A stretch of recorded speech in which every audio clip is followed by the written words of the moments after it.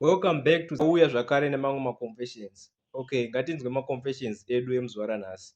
Ndiri mukadzi ane makore 24 ekuberekwa. Ndine mwana 1 nemurume wangu.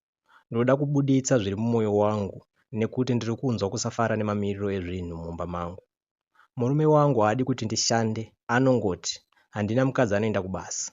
Asi chinondishamisha ndechekuti haandipowo mari, zvekudya anotenga zvishoma shoma zvekuti mwedzi paunopera tinenge tava kuita zvekubatanidza kuti zvifambe, since achitambira mari every month end.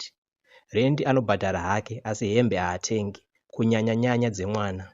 Hembe dzemwana dzinosvika pakuita don't touch since achiri kukura, asi munhu haambozvicheuke hake. Ndinotozoita zvekukumbira ndakapfugama kuti aitewo plan murume wangu since ini ndisingashande. 2 months ago sisi vangu vakandibatsira kuwana basa rine mari iri bho yaigona kutibatsiridzawo mumba. Pandakamuudza murume akaramba zvachose achiti ndakakuudza kuti handidi mukadzi anoenda kubasa. Ndakasara ndichinetseka kuti ndoita sei, asi pekupedzisira ndakabvuma kusiya basa nekuti ndaidawo kuchengetedza imba yangu. Asi chinhu chakandibata mumwoyo zvakanyanya, last week murume wangu akaenda kunogeza akasiya foni yake isina kulokwa. Ndakapinda paWhatsApp pake ndikaona achitaurirana nasisi vake. Sisi vake vakamukumbira mari, iye achizopindura achiti handitomborina zvinhu zvakandiomera. Asi zvakandishamisa ndezvekuti paakapindura akataura statement yekunyeba achiti handi muroora wenyu haadi kushanda kuti tibatsirane. Ndakarwadziwa zvikuru. Ndakazvibvunza kuti vangani vaakamboudza manyepo iwayo, iye ari iye asingade kuti ndishande. Chimwe chinondishamisa ndechekuti murume wangu akatenga foni manje brand new Huawei, iye zvino ane mafoni 2. Ini ndine yangu yakasakara inokasika kupera moto. Ndakambofunga kuti achandipa imwe yake, asi ndakaona kuti ndaifunga zvisizvo. Ndaizvinyebera ndakamirira pasina. Pandakamubvunza akati imwe ndeye music, imwe ndeye social media. Zvino ini ndinozvibvunza, murume wangu anonyatsoda kuti tirarame sei kana achiti haadi kuti ndishande asi iye haandipowo zvese zvandinoda. Upenyu hwangu ndoita semusungwa ndichiona kuti ndine maoko asi handibvumidzwe kushanda kuti ndiitewo nditenge zvandinoda kutenga nemari yandinenge ndazvishandira. Ndo message yakabva kuhanzvadzi yedu ishi. And what I think is kana murume asingade kuti mukadzi wake aende kubasa, iye asingazokwanise kuprovide zvinhu zvese zvemumba, at least ngaatsvagire mukadzi zvimwe zvinhu zvekuita kusiri kuenda kubasa. Something chinoita kuti mari inge ichiuya mumba chero mukadzi ari pamba, but ngaatsvage something. I do not know kuti anenge achita planning yechii, but anofanira kuti ange achibuda nesomething. Yeah, that is what I think. Because nyaya yekuti murume anoshanda mari haisi kukwana mumba, then murume achirambidza mukadzi kuenda kubasa, inoita kuti like pave nemaproblems akawandisa mudzimba, especially nemamarriages edu atava nawo mazuva ano. Yeah, there is a lot that is happening. Yeah, anyway, tell us what you think in the comment section. Ndiri murume ane makore 42, chitupa kana mukasaviga zvina basa. Ndinoziva kuti zvandiri kuda kutaura hazvisi nyore, asi ndoona kuti kureurira kwakanaka nekuti handizive kumberi kwatiri kuenda. Upenyu hwangu hutongori marara, hope hadzibate, rugare handina. Mukoma, inini kukura kwangu kwese ndakatongokura mumhuri yaideura ropa nekuti kufa kwaamai nababa handikuzivi. Hapana akambondiudza nezvazvo. Vanhu vanorambisisa kutaura kana one anoda kundibudira pachena. Kusaidhi kwamai nekwababa, mukoma wangu akazosvikawo pakuurayiwa. Hanzi akanyudzwa reza waya pahuro, vatadza kuwirirana nemumwe wavaiba nawo. Hanzi pakuzogovana mari yezvavainge vaba, mukoma wangu aida yakawanda. Mumwe ndokubata reza waya ndokumudzipa, kusaziva kuti ainge akapfeka maglovhosi here kana kuti zvakafamba sei. Nokuzokurawo ndichiona mabasa asingabatike, I decided kuita zvaiitwa namukoma. I approached his friends vakanditambira ball. Handidi hangu kuita deep nemadetails, kunyanya nyanya mazita enzvimbo, nekuti kunyangwe hangu ndakazozvisiya, asi shamwari dzangu ndoreva vamwe vandaita navo vachiri kuzviita. Munhu 1 wandichiri kurangarira maurayiro atakamuita ndeumwe murume aiva nemota yake yeredhi, aipfeka magirazi.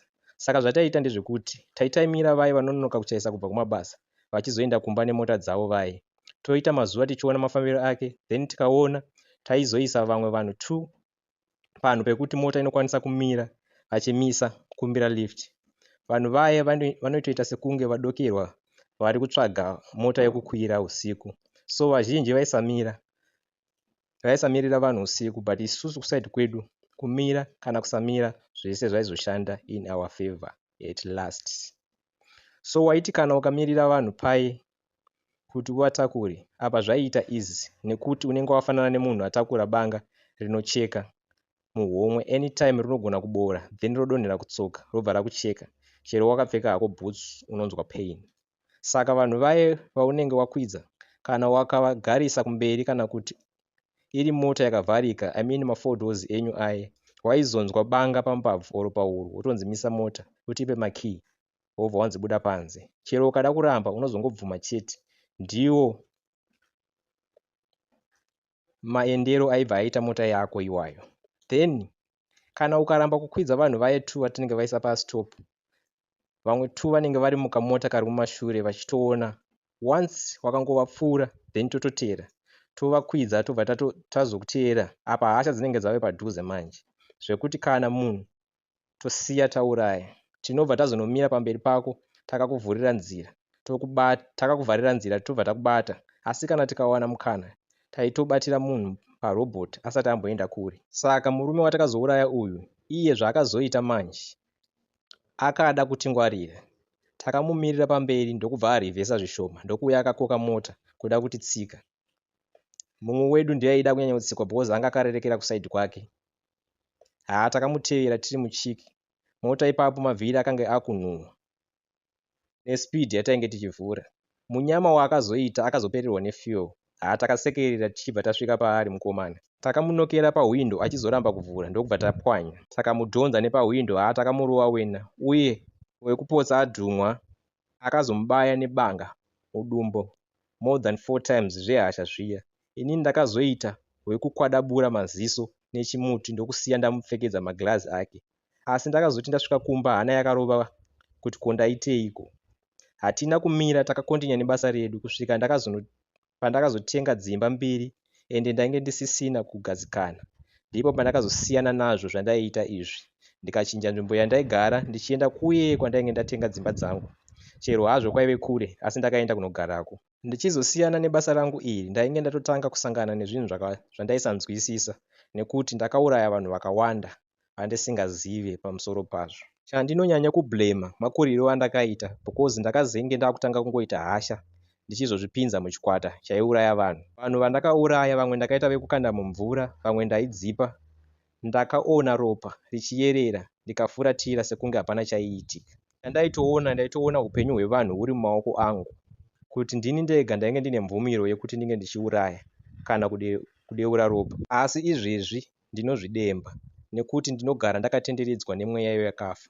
Manheru oga vanouya kwandiri uye ndinonzwa mavhiri emota achitenderera mumusoro mangu uye injini kurira.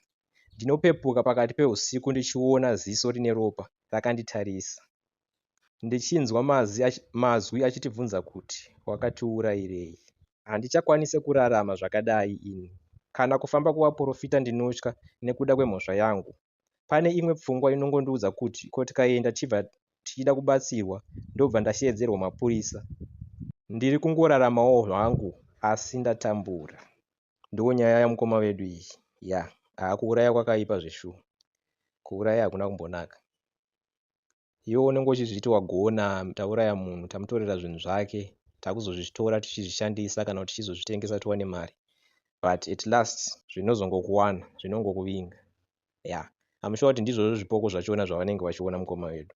But zvisinei zvinhu zvakatoitika, my advice is vanokwanisa kungoenda kumapurisa vanozvisarenda.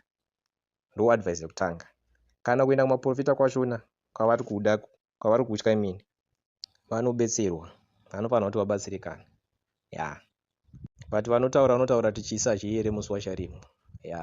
Zvinhu zvese zvaunenge wakatadza kumashure zvinogona kuzokuteverera kumberi. Vamwe ndo vanoti ndokunge kana usati watendeuka, asi kana uchinge watendeuka, zvimwe zvinombosara. Anyway, ndo nyaya yatanga tinayo muzuva ranhasi. Musakanganwe kukomenta nekulaika. Okay, tinokutendai nekuteerera guys. Ndo maconfessions atanga tinawo muzuva ranhasi. Don't forget to subscribe.